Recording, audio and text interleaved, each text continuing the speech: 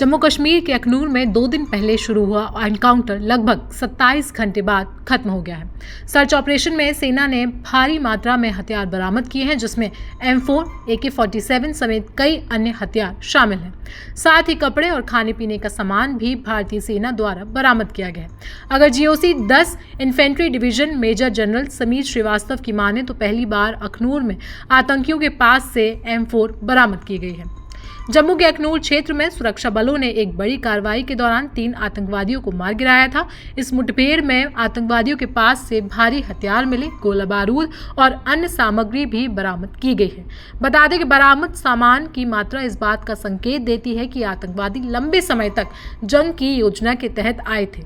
इसमें अत्याधुनिक हथियार जैसे कि M4 कार्बाइन, AK-47 राइफल और अन्य उपकरण भी शामिल हैं। M4 rifle, as of now, we've got the information, but we are getting it. I think we'll ascertain that. But M4 rifle has been seen earlier with groups operating in other areas. So, since this is the first direct encounter in this area, yes, you can say in this Akhnoor sector it is the first time. But otherwise, M4 rifle is known to be used by them now. As far as the temple is concerned, the area of operation was temple, a little spread area.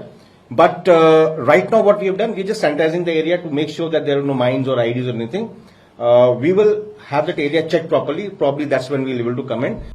बता दें कि 28 अक्टूबर को अखनूर में सेना की एक ambulance पर आतंकियों ने फायरिंग की थी, जो जोगवान क्षेत्र में हुई थी। इस हमले में गाड़ी पर कई गोलियों के निशान थे। इसके बाद इलाके में बड़े पैमाने पर तलाशी अभियान चलाया गया। सेना के जवानों ने पुलिस के साथ मिलकर गांव और आसपास के क्षेत्रों की घेराबंदी की और आतंकवादियों की खोज के लिए ये अभियान शुरू किया। इस दौरान अखनूर सेक्टर के कैरी बटल इलाके में सुरक्षा बलों और आतंकवादियों के बीच मुठभेड़ हुई। मुठभेड़ के दौरान सेना का हार कुत्ता फैंटम भी शहीद हो गया। प्रारंभ में एक आतंकवादी को मार गिराने की सूचना मिली थी। इसके बाद 2 और आतंकवादी ढेर कर दिए गए थे।